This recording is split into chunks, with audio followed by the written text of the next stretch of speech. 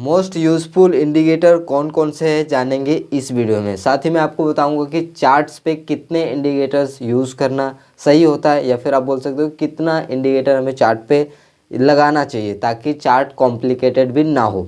तो सबसे पहले बात करते हैं कि मोस्ट इम्पॉर्टेंट इंडिकेटर्स कौन कौन सा है। तो सबसे पहले जो मोस्ट इंडिकेटर है वो है वॉल्यूम का इंडिकेटर। इससे हमें क्या पता चलता है, हमें ये पता चलता है कि कौन से कैंडल्स पे कितना वॉल्यूम्स जनरेट हुआ है या फिर कितना वॉल्यूम्स आया हुआ है। जैसे कि इस तरह से आप यहाँ पे आप करोगे, जैसे कि सिंपल से आप चार्ट पे प्रेस करके रखोगे तो आपको इस तरह का एक चीज़ें दिखाई देगा जो कि एक लाइन रहेगा।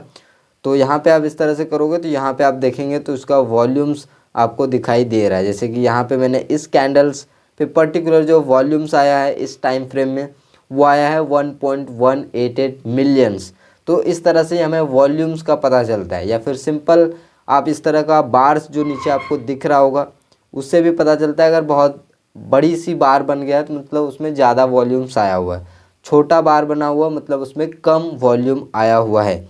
इंडिकेटर को कैसे लगाना है चार्ट के ऊपर वो भी मैं आपको बता दूंगा। तो सबसे इम्पॉर्टेंट इंडिकेटर में से पहला जो इंडिकेटर है वो है वॉल्यूम का इंडिकेटर।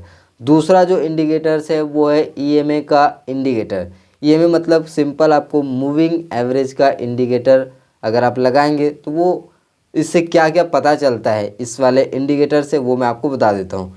इस वाले इंडिकेटर से ये पता चलता है कि मोमेंटम अभी है या फिर साइडवेज है। जैसे कि ये आप यहाँ पे देखिए, भी ये आज का ही एग्जांपल है, लाइव एग्जांपल है।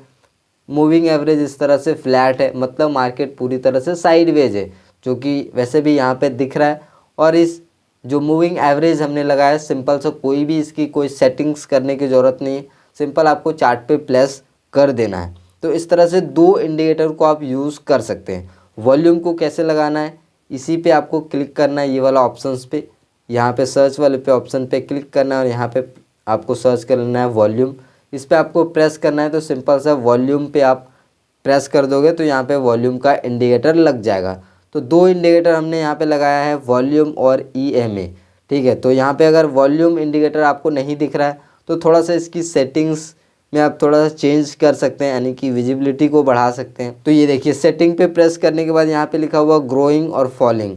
अगर आपको थोड़ा सा कम दिख रहा है तो इस तरह से आप इसको बढ़ा सकते हैं, और इस तरह से आप फॉलिंग वाला भी इसको इस तरह से बढ़ा सकते हैं। तो जो रेड और ग्रीन का जो यहाँ पे बार्स आपको दिखाई देगा वो थोड़ा सा ज़्यादा यहाँ पे हाईलाइटेड दिखाई देगा। तो सिंपल सा दो इंडिकेटर मोस्ट इम्पॉर्टेंट रहता है जो कि हर एक ट्रेडर, ज़्यादातर ट्रेडर आप बोल सकते हो, यूज़ करते ही करते हैं।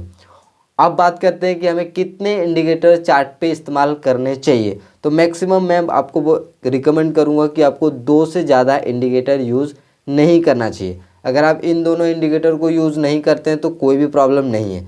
जो मैक्सिमम लोग यूज़ करते हैं, जो बेनिफिशियल होता है, वो मैं आपको चीज़ें बता रहा हूँ। जैसे कि वॉल्यूम का इंडिकेटर का इम्पोर्टेंट बहुत ही ज़्यादा है, जिससे हमें ये पता चलता है कि फेक ब्रेकआउट है, रियल ब्रेकआउट है, क्या है, वॉल्यूम्स आया है या फिर नहीं आया, वो सब हमें वॉल्यूम के इंडिकेटर से पता चल जाता है। मार्केट साइडवेज है या फिर मोमेंटम तेज़ी है, ये सब जानने के लिए हमें इस तरह का ईएमए का इंडिकेटर से पता चलता है। तो ये दो मोस्ट इम्पॉर्टेंट इंडिकेटर मुझे लगता है, बाकी सबके लिए अलग अलग मोस्ट इम्पॉर्टेंट इंडिकेटर होता है। तो मैक्सिमम इंडिकेटर आपको 2 इस्तेमाल करने चाहिए। 2 से ज़्यादा आप यूज़ करेंगे, कोई सुपर ट्रेंड भी यूज़ करता है, आरएसआई भी यूज़ करता है, तो डिफरेंट डिफरेंट लोग हैं, डिफरेंट डिफरेंट ट्रेडिंग स्टाइल्स है, तो डिफरेंट डिफरेंट तरीके से लोग काम करते हैं। तो मैं आपको सजेस्ट करूँगा 2 इंडिकेटर यूज़ करने के बारे में। ऐसा क्यों? क्योंकि अगर बहुत ज़्यादा इंडिकेटर आप यूज़ करोगे तो आप चार्ट पे खुद ही कंफ्यूज हो जाओगे कि कौन सा इंडिकेटर कहाँ पे यूज हुआ है, कौन सा लाइन को किसके लिए, खुद भी कंफ्यूज हो जाओगे और चार्ट बहुत ही कॉम्प्लिकेटेड हो जाएगा और बहुत ही चार्ट जो है आपका पूरा भरा हुआ दिखेगा। तो सिंपल मोस्ट इम्पॉर्टेंट इंडिकेटर में वॉल्यूम्स, ईएमए को आप यूज़ कर सकते हो, या फिर 2 कोई भी जो आपको मोस्ट इम्पॉर्टेंट लगता है जो आपके काम की है उसको आप इस्तेमाल कर सकते हो। मैक्सिमम आपको 2 ही यूज़ करना चाहिए, क्योंकि उससे ज़्यादा आप यूज़ करेंगे तो चार्ट थोड़ा सा कॉम्प्लिकेटेड हो जाएगा और थोड़ा सा आपको समझने में बहुत ही मुश्किल हो जाएगी। तो मैंने आपको बता दिया कि मोस्ट इम्पॉर्टेंट इंडिकेटर कौन सा है, कितने इंडिकेटर चार्ट पे इस्तेमाल करना चाहिए। तो आई होप कि आपको ये वीडियो पसंद आया होगा। वीडियो पसंद आया तो लाइक करिए। वीडियो देखने के लिए आपका धन्यवाद।